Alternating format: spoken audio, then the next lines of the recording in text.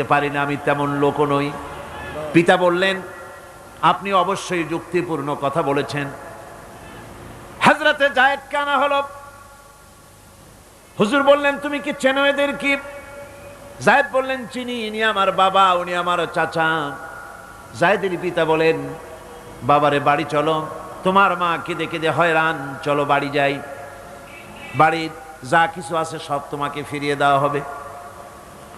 হযরতে যায়েদ বলতেছেন, পিতা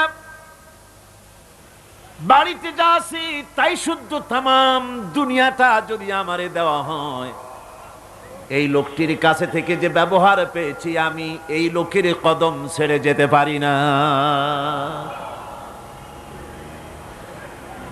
তার চরিত্রই প্রমাণ করে তিনি নবী, কি ব্যবহারটা পেয়েছেন।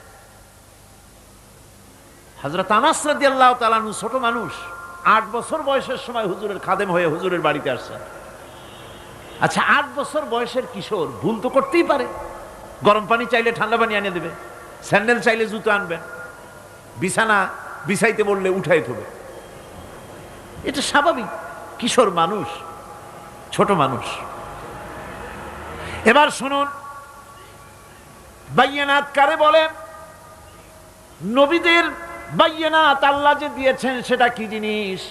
সেটা হলো উন্নত মানের চরিত্র, তার ব্যবহার, ওঠা বসা যা দেখলে মানুষ বুঝতে পারে তিনি আল্লাহর নবী।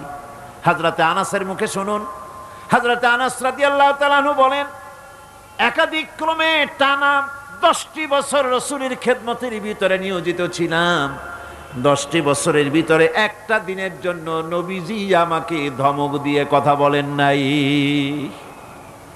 এটা ধমক দিলেন না আমারে, এটা করছো কেন, এটা করো নাই কেন? সুবহানাল্লাহি বিহামদিহি। গোটা পৃথিবীর সমস্ত মুমিন মুসলমানদের, পুরুষ আর নারীদের জীবন, কলিজা, রক্ত রাসূলের কদম মোবারক উৎসর্গ হয়ে যায়। কারে বলে নবী রাসূল? কি চরিত্র! বাইয়ানাত। আল্লাহ রাব্বুল আলামিন বলেন, নবীদেরকে বাইয়ানাত দিয়েছি, আর আমি তাদের সাথে কিতাব দিয়ে দিয়েছি। কিতাবও এমন কিতাব যেই কিতাবের কোনো তুলনা নাই। কোরআনে কারীম নাজিল করে দিলেন আল্লাহ রাব্বুল আলামিন, এমন কিতাব দিয়ে দিলেন, কোরআন শুনে মানুষ পাগল হয়ে যেতেছে। রাসূলের উপরে কিতাব নাজিল হলো, হুজুর তেলাওয়াত করতেছেন কাবা ঘরের পাশে বসে। হজের মৌসুম এসেছে, আবু জাহাল ঘরে ঘরে গিয়া বলতেছে, আমার দেশে একটা পাগল হয়েছে, নাউজুবিল্লাহ, তারে জেনে ধরেছে, খবরদার তার কাছে যাবা না। কি বলে